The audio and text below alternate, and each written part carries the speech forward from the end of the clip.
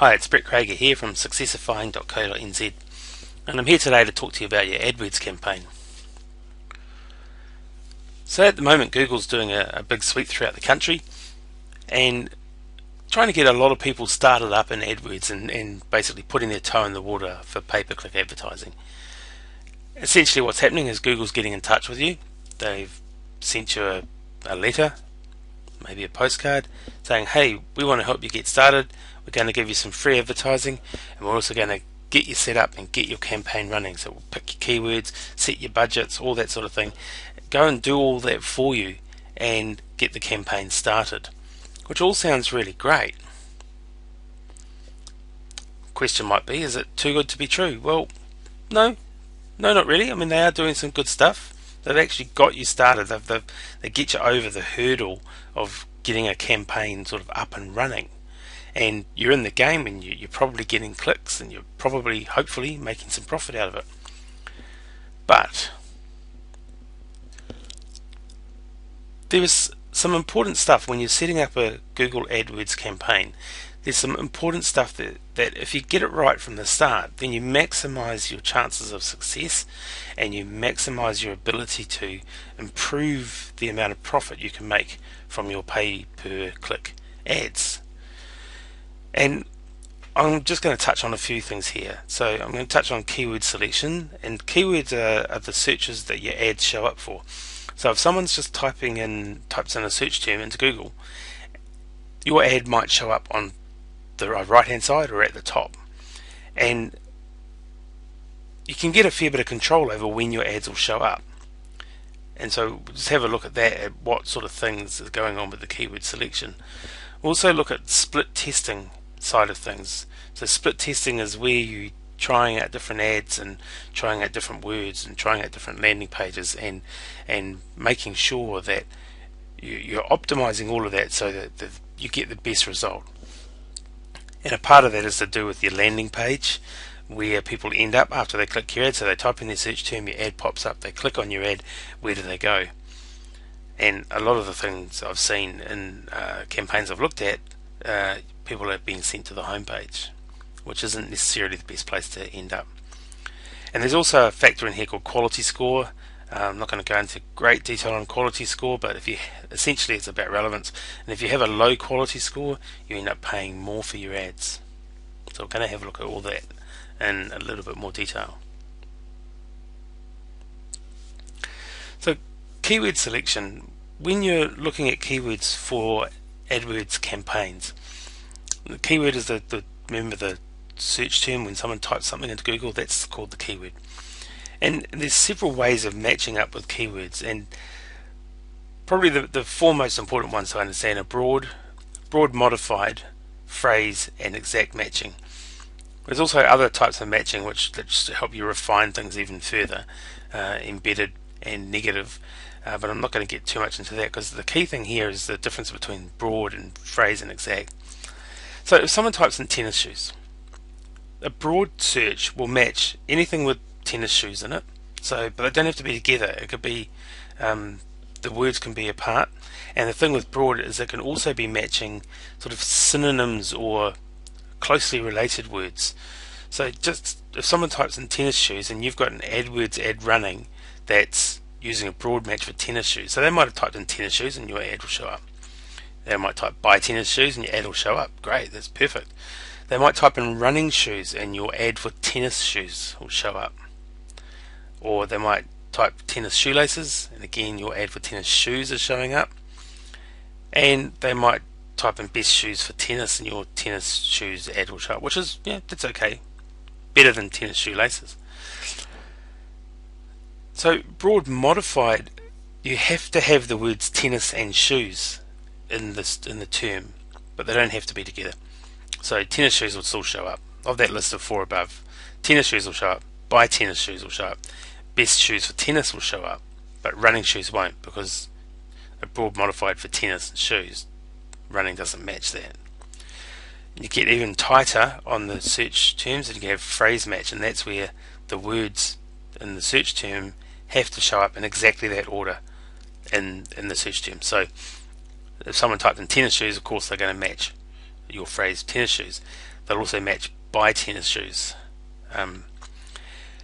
but not these other ones. And exact match means exactly that thing. So if you're doing ads with an exact match of tennis shoes, then when someone types in tennis shoes, you'll show up. When someone types in buy tennis shoes, you won't show up. And that gives you the greatest level of control, but perhaps you might have to be very clever about what words you use. The campaigns that I've seen that have been set up by Google are all broad match only campaigns.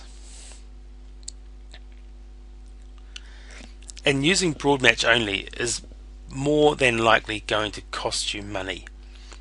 You may still be making a profit on it, but you won't be making as much as you could, and it's very possible that you'll be losing money on it, because with broad match it is very hard to predict when your ad is going to show up. So someone could type in something that's really not related at all to your search term, and yet your ad will show up, and they may be interested and click on it, but they're not really looking for that thing right now, and so they'll end up on your page, but the chances of them purchasing are probably quite low.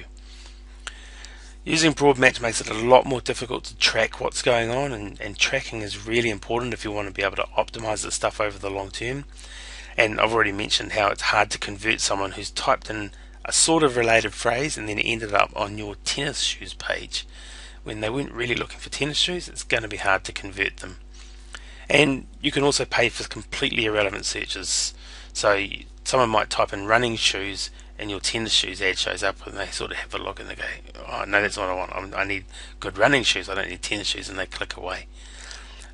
Or someone could type, stop my shoes from smelling after tennis, and that your ad might show up for that, and it's nothing at all like what they're searching for. Just look a little bit at the ad groups as well. So this is all to do with keywords as well, and ad groups are essentially bunches of keywords. So you can group keywords that are similar together and treat them as a group of words rather than having to deal with each word individually. And keywords may have been grouped into ad groups already, but they're probably quite big groups. And the idea with ad groups, if you want to do this stuff really, really well and maximize your chances of getting good profit out of it, the best results come from having very tight ad groups, not broad collections of sort of similar words, very tight, very similar groups of words. And I mentioned negative and embedded keywords before. That's where you can tighten these ad groups up even tighter by discarding keyword searches that you don't want, and embedded keywords allow you to do different types of matching but keep your results separate. It's getting a little bit technical, but the tighter the ad group, the better. Basically, you're going to have more control, you can track it a whole lot better, and you can track your conversions a whole lot better, and maximize the results you're getting from doing this pay-per-click advertising. So split testing it's a statistical thing, really. It's quite a scientific process if you do it properly. So you want to be checking everything about the whole process, from when a person types in a search term to when they land on your page, and even after they've landed on the page, what they do when they get to your page. And so you want to be testing headlines, you want to be testing the ad text, you want to be testing the display address, which is the bit that shows at the bottom, which shows the address that they're going to be going to. And you want to be testing also the landing page, what happens when they get to your site, what action do they take.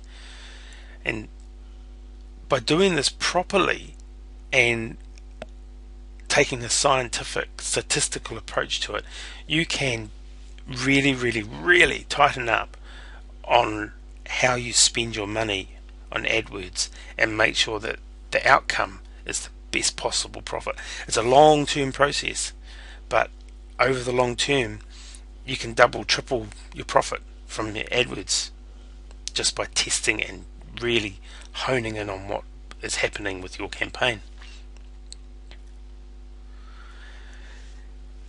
And I've talked about landing page quite a bit. That's where the searcher is going to end up when they click on your ad.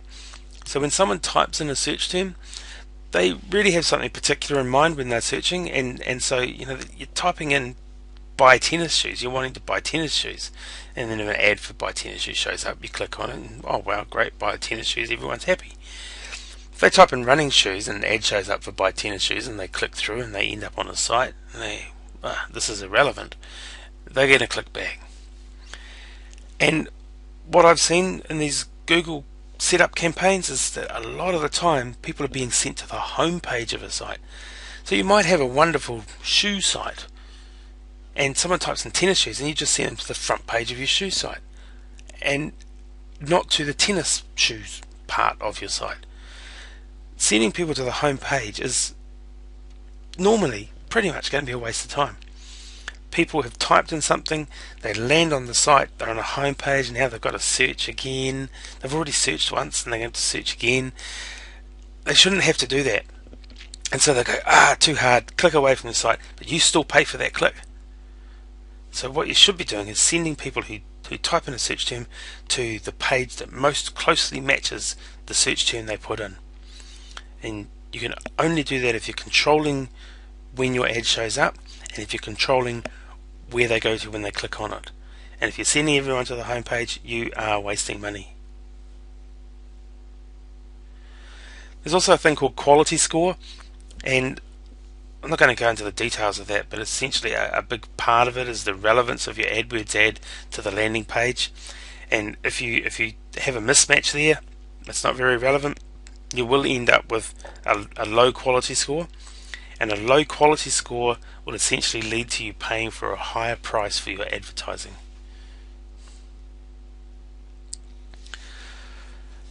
So to sum up, AdWords can be very profitable, but it's got to be done properly.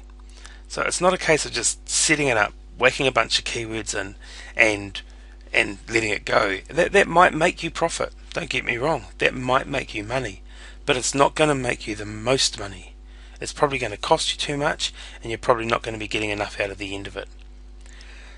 And there's so many elements at play. You have to think about the whole thing from when the searcher sits down at their computer, or these days on their phone, where they end up, and every other step in between. So what they type in, what ad of yours shows up, and what the headline says, what all the words on there say, what the URL says when they look at it and go, oh yeah, that looks relevant, and they click on it and they end up on your page, and if they end up on your home page, they go, oh, where am I going?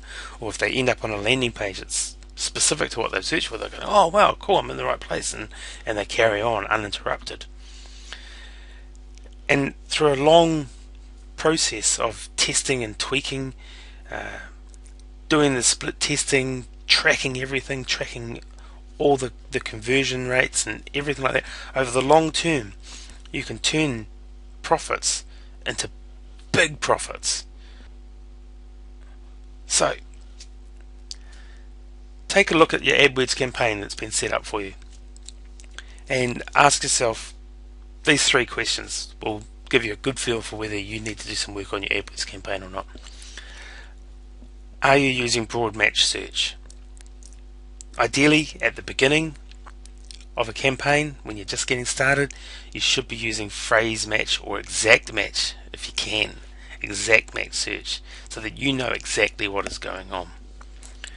Are your ad groups tight? Do you have groups of words that have got 50 terms that are sort of related? Or have you got a whole bunch of groups where maybe you've got 3 words, 4 words, 2 words in your ad group, even 1? Ad groups should be tight. So check that out. And the landing page. Is everyone being sent to your homepage? Because if they are, you're losing money. It's as simple as that. You've got to send them to the most relevant page for their search. If they land on your homepage, unless you're doing something very clever on your homepage, they're probably going to be clicking away. Okay, I'm going to leave it there. That was Brett Krager from Successifying.co.nz talking to you about your AdWords campaign and how you can make the best amount of money out of your AdWords campaign. Thank you.